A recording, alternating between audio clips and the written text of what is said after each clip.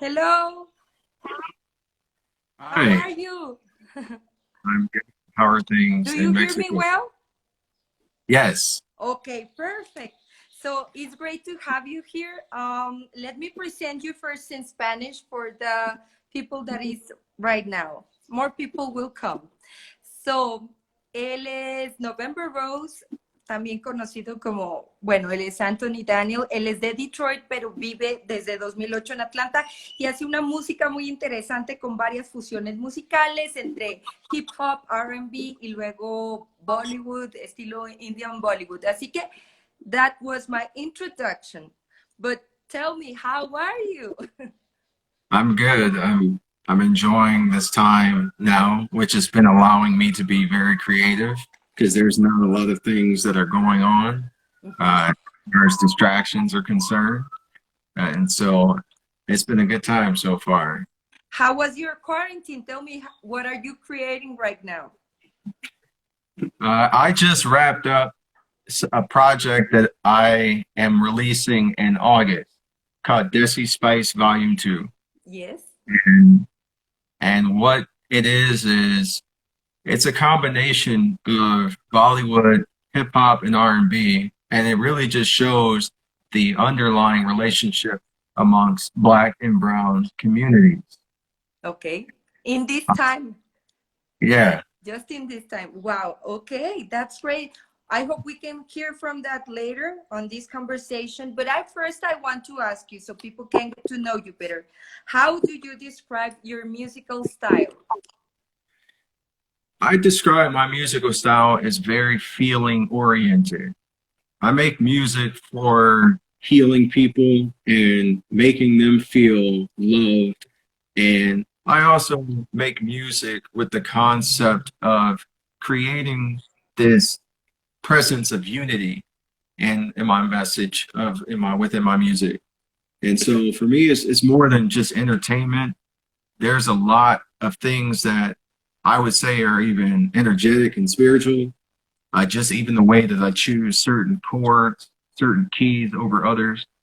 And I also, I'm very mindful about Okay. how I even tune everything so you can feel that love every time you hear my music. How do you translate that mindful you're talking about in your music? I want to ask you, what are you trying to express with your amazing music?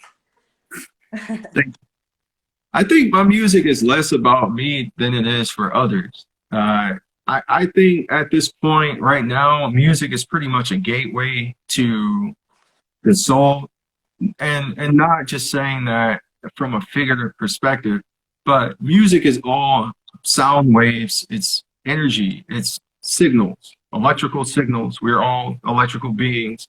And so when you feel even anger, you're generating an impulse. When you're feeling sad, you're generating an impulse. So with my music, I put a lot of intentions around feeling love, appreciated, feeling a sense of contentment, and also feeling like I'm a part and making the people feel like they're a part of something bigger. Oh, that's beautiful. I love it. And we can feel that energy. So I want to ask you, you are from Michigan, right? So Yes. what musical influences you got from there? From Detroit? Yeah, right outside Detroit. So you can pretty much just call it Detroit because where I'm from is actually about like 25 minutes away from the city of Detroit. Mhm. It's an industrial town called Pontiac, and it's home to a lot of various ethnic groups. And that has really been the seed that influenced why I even got into making ethnic music anyway. Uh, where I'm from, there is a giant immigrant population, people from all over the world, and we have even a series of people from various parts of India, people from various parts of the Middle East, various parts of Africa, Asia. And when you have that immersive exposure, then it gives you more than the perspective that you gain from your community. It actually makes you feel like, oh, well, there's a lot of things that we have in common across the board. And the musical influences, I would say, of my music, well, of course, you have the Motown era, which was developed as a series of kind of like it was like a black revolution of music. Uh-huh. At the time that Motown came out, there was a lot of oppression in the cities all over the place, all over the United States, because yeah, post Jim Crow era, yeah, all this stuff that was really creating disenfranchised black people. But instead of kind of bowing down to any of that madness, black people came up and used music and sound to empower them, the same way that any other ethnic diaspora has used music to empower them. And so I had Motown. I also had people from the funk era, like Parliament and Funkadelic, which had this very head bobby sound that was experimental for that time. And Okay. so all of those elements, plus concepts of hip hop, concepts of all kinds of music, I feel like my music is pretty much a product of the things I love and the stuff that I experience. What things do you love? I love dancing. I love dancing and I love being with family and being with friends. And music oftentimes provides the soundtrack for those experiences. It's like you can recall the best moment of your life too, and there was a song playing in the background. Or that time where you're with your friends or whatnot, there was a song that was relevant at that time. And dancing is that's what it is for me. Of course, music has a huge impact in me too, and I love dancing too. Not as well as you, but I try. So, what took you to Atlanta? Tell me about that. It was interesting because I moved to Atlanta in 2008, and during that time, I didn't really know exactly what I was going to do. I've always been in the design industry, so I started off as a graphic designer and also a web designer, amongst other things. And I had a friend of mine who went to college out in Atlanta, who was originally from where I was from in Michigan, and I visited him one summer of 2008, and that was the first time I got a big exposure to like a city at that time, where there was a lot of upward mobility and a lot of progress happening even amongst the African American community, which during the time that was happening, there was also a lot of the recession that was starting to happen, which really started impacting Midwestern states before it started hitting everybody else. And so the climate of where I was from was starting to feel a bit caged. I couldn't stand it. It felt like it was gray all the time. And at that time, I just couldn't take it anymore. So I decided to just pack up my things. I asked my friend if I could crash on his couch for a month. We became roommates shortly afterwards. And I just started a new life. I just drove 12 hours. That was the first time I had driven more than 2 hours on the road. And I just took that risk. Wow, that's amazing. So describe me the local musical scene in Atlanta. Tell me more, because I was really inspired once I went. I've been there once, but I watched this show with Childish Gambino, Donald Glover, Atlanta. So for me, it was like once I got there, I was like, what is this? The deep end, great music in their video games. So tell me about the scene that you've been around. Well, Atlanta is unique because it has microcultures. So I feel like I'm a part of these subcultures of Atlanta that are not always publicized when you hear about Atlanta. So there's a collective that I love and I'm a part of, which kind of is partly responsible for me getting a lot of even the magnetism towards my music and the support, which is this concept called controllerize.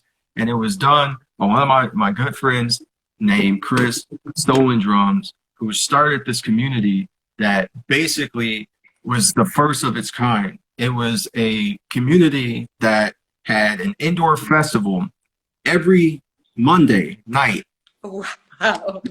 Cool. And now, before all of this pandemic stuff, it had sometimes on a day, it might have like 600, 700 people there on a Monday. And it was just, you felt like you were part of an underground community of nothing but love, nothing but like appreciation, and people who were really trying to make a difference overall. Of course. And I Oh, think, I'm looking at one of your friends who does incredible music. Omar makes music. Is over here. yes, that's that's so that's great. that's my brother for sure. Yes. I feel like it's one of those things with him and I, we pioneered this movement almost accidentally, and we kind of inspire each other because, well, it's not even kind of, we do. He's the only person I know that when it comes to producing anything, it's like we complete each other's sentence. We don't even think about anything. When we're producing stuff together, we don't have to say anything. We know each other's sound so much. It's just like, okay, cool, put that here, put that there. And it's just easy. Wow. And like what we represent is like almost the equivalent of like the ambassadors of the United Nations. See, Omar is dope because Omar comes from two parents of two different like parts of the world. Like he's half Pakistani and half Indian. And even with that, right now there's still political issues that are going between the two. But the same with my music. There's a lot of things happening within my community, and I'm also representing the brown community as well, which also has a bunch of things happening to them. The reality is that we're all together, and there's so much empowerment that is a fusion between our music. That's great because music unifies. Of course, it unifies. They don't want to divide, just as the things are going on right now. Really weird stuff, just as the pandemic, the protests, the elections. So I want to ask you, have you been contributing in some way to the Black Lives Matter cause? I have contributed to it by reaching out to all the individuals that I know, mainly Black men, because we need a lot of healing more than anyone else, to be honest. And I was not in the protest. I wasn't. It wasn't something that I felt like I could offer my services by doing that particular thing. Now, what I made sure I did was, again, I had long, lengthy conversations with people that are close to me about things that are affirmational, things that they can think about, things like it's okay to cry, it's okay to be sad, it's okay to be angry, it's okay to feel all these feelings. Just because you're a man doesn't mean you cannot experience that.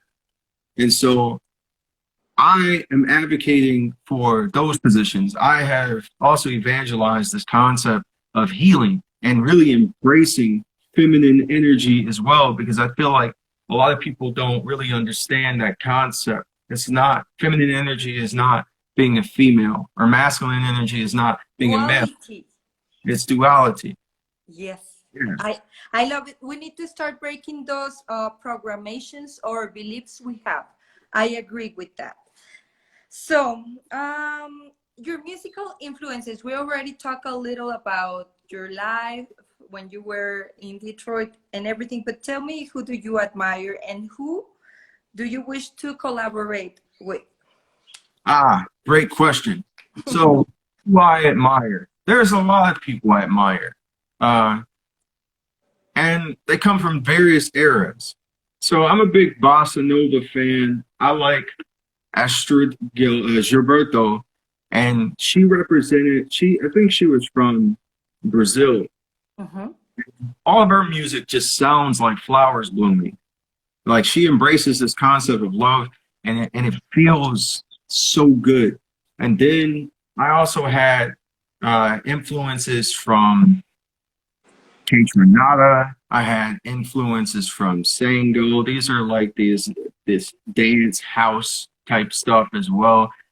I got influences from Omar because that's the music that we have together.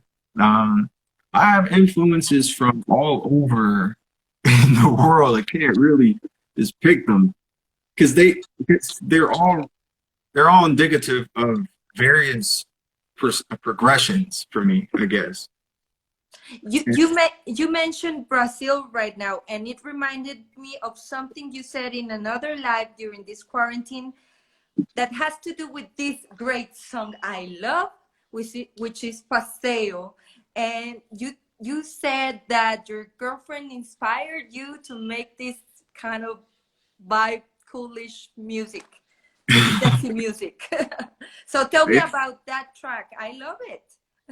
Paseo. So Paseo is an original. Like I got first. The funny thing was that this is how kind of embarrassed I was because me and Omar were going back and forth because I thought initially the song I couldn't figure out if it was Spanish or Portuguese because some of the words are similar, and it was like, no, bro, I think that song is definitely Portuguese, and so we looked up the lyrics, and the song is actually about this famous race car driver who represented Brazil and was contributing to their revolution. And they loved this guy. And the song was all about the empowerment that he was representing for the country.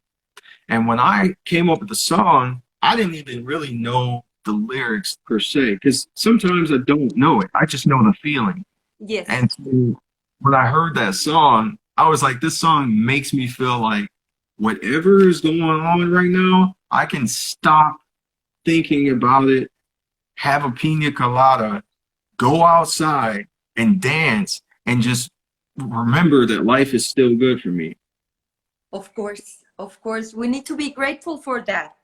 And I'm glad you are an awakened spirit. So tell me, people must ask, why do you name yourself November Rose? All right. I have multiple answers for that question. All right. So my middle name is Roosevelt, and it's a family name. It's actually a name that is multi-generational. It's my father's middle name. It's my dad, is his father's first name and his father's first name. And then on my other side of the family, it's one of my other great grandfather's middle names as well. So it's one of those things that it was natural for me. And then the name that I gave around it, it was around the concept of love. Okay. Like the rose represents actually one of the most symbolic icons of love. And another conversation I would tell you about what my girlfriend even identified, just coming across that the rose has a frequency that actually represents one of the most powerful frequencies in the universe as it pertains to love. And I think that's why it was associated with me. Wow. And when you think about a rose also embodies this concept of love and protection. And it's like one of those flowers that can grow even in the harshest of winters. So that's like, for me, growing up where I grew up, where it was like a pretty much industrial complex where you had great moments and bad moments too. And a lot of times it was a lot of working class environments that you were surrounded. But people still remain hopeful. And in those cold winters, you had to have hope. So imagine a rose being able to grow in the harshest of those winters and still provide a sense of hope and love. And that's what I represent. It's a really romantic word. So, by the way, what were your early passions? And, well, I think I already asked you about your influences, but tell me your early passions. Early passions. So for me, I think early passions are even outside of music per se. I've always been into kind of understanding the depths of even how we are as beings. And I think through a series of experiences that I've had, good and bad, it's forced me to look at and evaluate what is most important to me. And also it helped me identify my true identity. Like, so if you remove any brand name that you put on your clothes, you remove any association you have with a car you drive or anything that you could say is of material importance. If you remove all of that, who are you? And when you ask yourself that question, then you get a rude awakening sometimes. And so for me, it was learning about the wellness side of things. I used to experience a bunch of anxiety back in the day, and I never took any medicine or anything for it because I wanted to figure out how to solve the problem versus dealing with the symptoms. And all of those experiences kind of shaped me the way that I am today. So that's a part of it. So how you represent me, because right now I'm having a lot of anxiety with all these chaos around the world and the news. But tell me, how do you find your balance and how do you practice your spirituality that has to do with is related with your music, of course? I think the biggest thing that I learned to do is a series of things. The first thing is accepting the fact that things are happening around me and that they're less than favorable and they suck and I feel it and I don't like it. The other thing is for me to reflect on the things that I have and that I appreciate.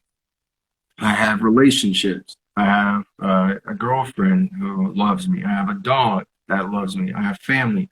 And I also have a understanding of what my purpose is. And my purpose is much greater than myself. So I learned to reflect on what the values that I hold so dearly to me are. Those are love, representation, unity, and being able to be a representative of representation for other cultures and helping them feel empowered, helping people see their own potential. And that is what drives me. And then I do yoga, of course, I meditate, but it's not really at the level where I would say, for me, all of those things they contribute to, it's like a full list of things that I must do. But if anything, anytime I'm feeling kind of weird or sad or anything, I know my body requires warmth. So I reach for a blanket, I reach for some hot tea because I love tea. And I also just look at like intentions that I've written on the wall about something that empowers me. And all of those things are what I do. And then I also find ways to reach out to other people when I feel sad and then just check on them and affirm them. Because oftentimes I feel like when your glass is empty, that means that you should fill it for somebody else. That's right. By the way, what's your favorite tea?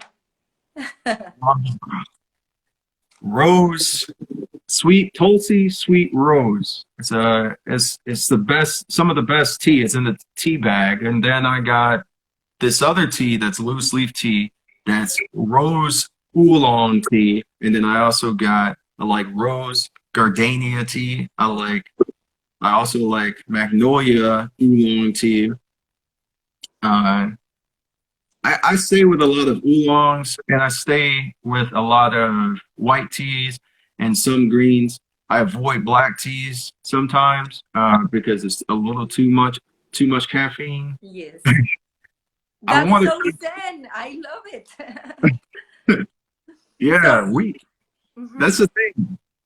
So tell me, as technology evolves, so does music. So tell me, how are you doing all the creative process with your music? Which resources you got?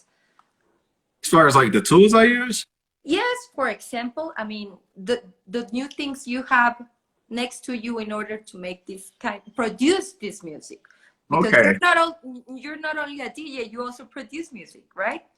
Yeah, I'm a producer first before a DJ. And that's actually something that I really had to to address. So, and I'm going to answer your question, but I also want to say that it wasn't until not it was very recent when I actually thought of myself like an artist. Like I'm an artist. Like I take all of my emotions and I use my sound as a ball of clay, and then I create what I create. And I DJ when I perform. Uh, but the tools I'm using really is like I watch a lot of Bollywood films. I listen to a lot of like classic African music. I listen to a lot of ethnic music from all around the world, like bolero, bossa nova, bachata, like all kinds of stuff. Because for me, I feel like I need to learn the languages in order to actually represent the cultures. Sure, sure. And then I can use any tool to make music. Really, I think it's less of that, the modality, versus like the source that actually goes into it. How do you call this little box in which you play? I love that. It's like a game. It is like a game. It's funny because they're like little conversations. Like a Anytime toy. yeah, like it's on my controllers. So how I start a song is it's interesting. Sometimes I might hear a loop that I find like like some ethnic drumming, and then I like re-sample it to make it how I want it to be. And then I'll close my eyes and I'll just start hitting the key on the keyboard. And if it feels great, then I'll find it's relative. And then that's when it's like I start having conversations with the music, because that's how I see it. Like the sounds that are being emitted are like little conversations amongst each other. That's super inspiring. I love to hear that you visualize connecting with your heart. That's beautiful. So tell me, describe me your state of mind during a DJ set. I'm not even, so it's weird because when I'm DJing, I don't even see everyone in the crowd. I don't know what happens. It's everybody disappears. And then I just get into my own space and I dance when I'm DJing, which is probably unique, but and I can't control it. So when there's like some sounds and when the bass hits, there's a thing. Without bass, nothing would exist, first off. Bass is like a movement that causes plate tectonics. So as soon as the bass hits and I feel it, it's like it smacks you, like, and you're just in that space. And so when I'm DJing, all I'm thinking about is, man, like, what's the next level I'm reaching, you know? And that's how I feel. And then when I see other people feeling what I'm feeling, then it just becomes out of control. I think the best set I had was, it was not too long ago. It was like earlier this year at Controller Eyes. And, I saw him at the Deep End live. So tell me.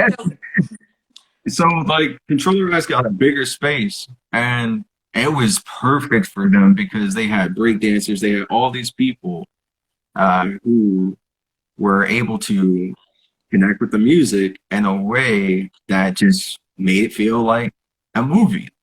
And I did something different than I normally did in the past. I actually just did a DJ set like for an hour, and it was curating music I love, which is house music.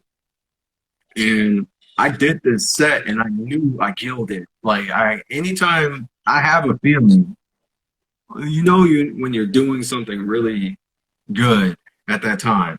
And when I was playing and I just felt the whole space, everybody was just in their own world. And that's how I feel. So I feel like it's like social contagion. When you start feeling something and you emit it and it's so powerful, other people can feel it too. And that's it. We need to spread that, of course. So when you're DJing, do you improvise or do you select a certain kind of music? It depends. So DJing is a lot like public speaking. What happens is you have to read the audience. And sometimes you might want to play a song and then the audience is just not there yet. Like, because I feel like you have to really read the energy of the audience. And Omar really helped out about that because Omar has way more experience DJing than I did. And and then it was just when I took that tip, I evaluated, okay, how can I be present? How can I focus? How can I slow my mind down and pay attention to what With all people the chaos going on, yes. Uh-huh. So it's almost like you put everything in slow motion and then you see, all right, this group is moving here. This group is moving there. Now is a good time to put in something that just like sets them off. And then you also tailor it. So how you slow down things to make people feel a different emotion. So yeah, that's how it is for me. It's a very mindful process. Then they all become a tribe. Yeah, Dancing. it is Wow. about communicating. It's about communicating and getting people on the same page. So as a DJ, you have that responsibility. You are a facilitator, and although you talk minimally, the music must be some of the thing that provides order or chaos, depending on what you're going for. That's amazing because I was reflecting the other day all the huge impact of the music. It reminds me a lot of things. Well, with these hard times now, music is something incredible. So I want to ask you, what? Oh, tell me your superpower with your music, or Ah, as an individual, as a person.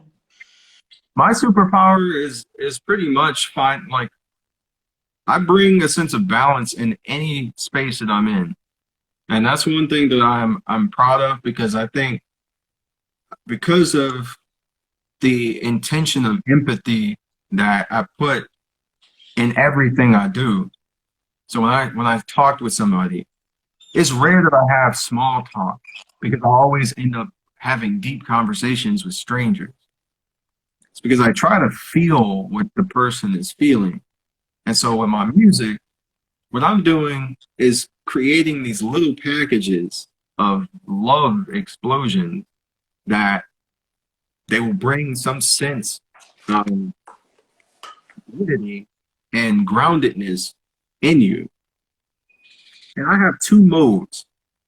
I either have I'm gonna make you dance mode, or I'm going to bring you to a state of groundedness mode.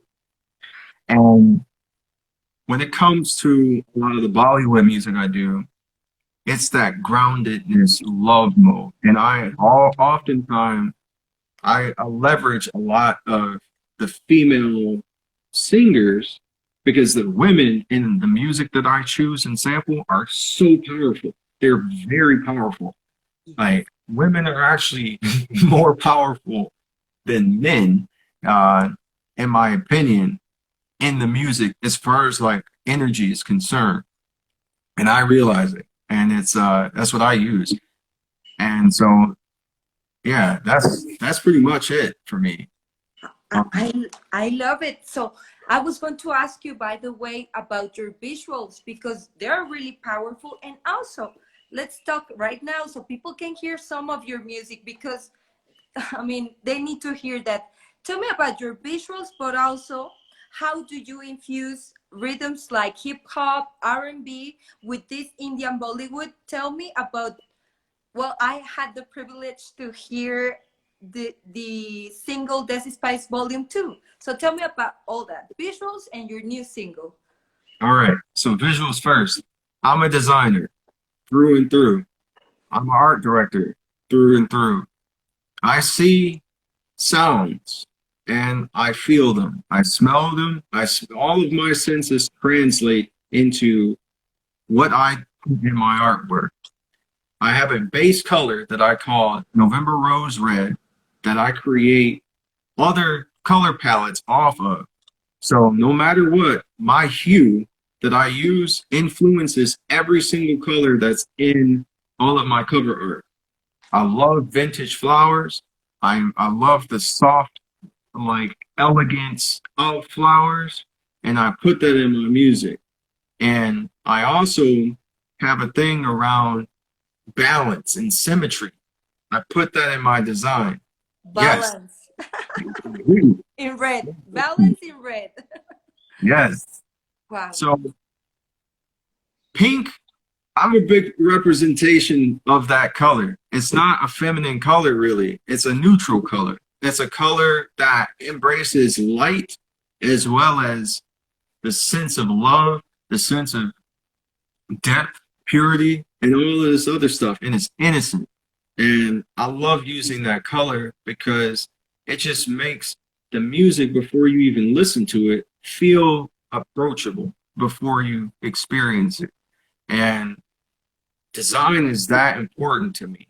And I'm so sensitive to color and the size of things.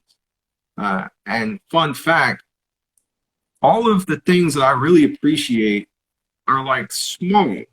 So my teapot is really small. My teacups are small.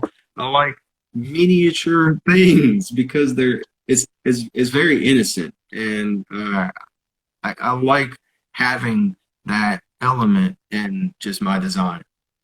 The second question that you asked, what was the second question about? Desi Spice Vol.2. Desi Spice Vol.2. Desi Spice Vol.2 is a follow-up of Volume 1. Volume 1 was almost like the calm before the storm. It was like, okay, Atlanta went, or no, I would say India came to visit Atlanta. And this is what they experienced. Now, Desi Spice Volume 2 is India went back to India, carried the things that they adopted from the culture, brought it back, planted seeds, and had female leaders guide everyone in order to heal and unite a lot of the tension, pain, and puzzle pieces that were all tangled up because of colonization, colonialism, and all of the other bullshit, pretty much. Yeah, I love it too. Yes, yes. Well, tell me, is there something else you want to add? Because I would love you to play some of your music so they can hear you. We Okay. have. Uh-huh.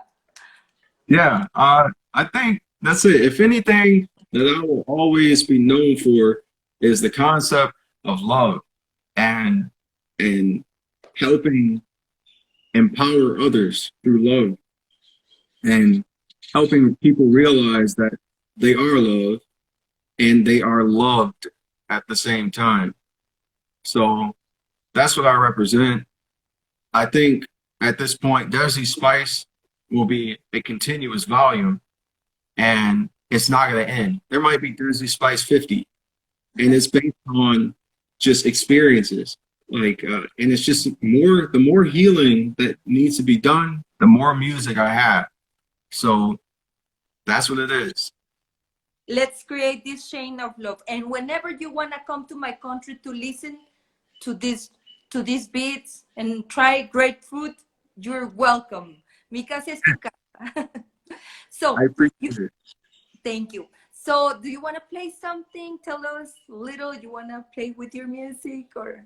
Yeah. Okay. So the first song that I'm gonna play is a song called Heart Spells, and this was like kind of one of the earlier songs that I created this year that kind of set off the EP. And yeah, I can play it. Let me make sure. Can you hear this? Yes. All right, good. Okay, so I'm gonna play this. I'm gonna play like 3 songs, I and love it. Let's do yeah, it. let's do it. Let's enjoy. Amigos, aquí parte de su maravillosa música de la cual les estoy hablando. Somos los reyes del inframundo. You are the king of the underground.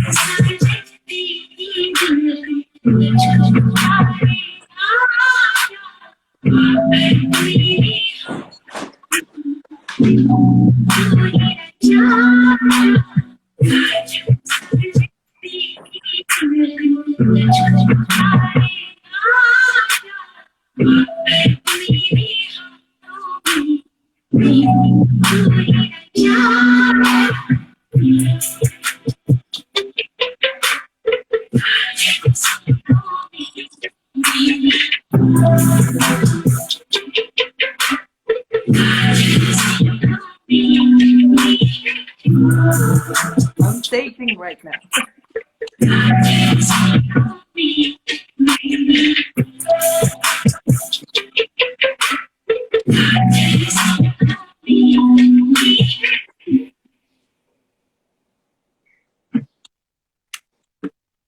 Buenas vibras para todos. Good vibes for everyone. Related by Indian spices, but you don't need to be. Smudging, saging.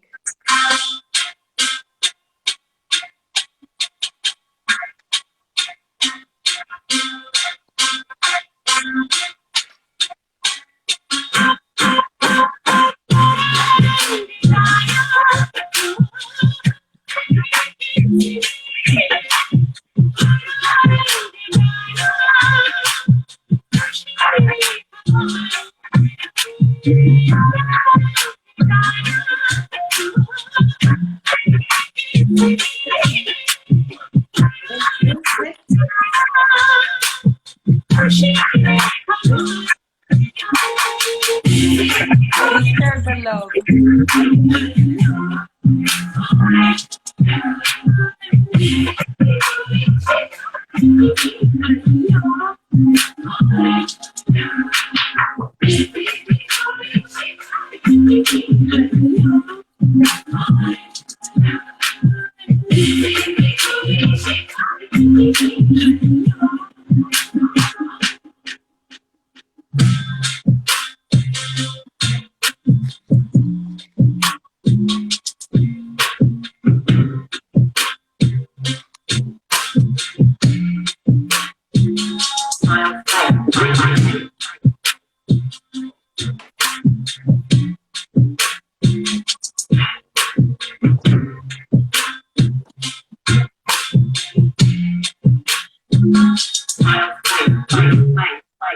you really want it to be a little more extravagant, you could add a pound of butter to this.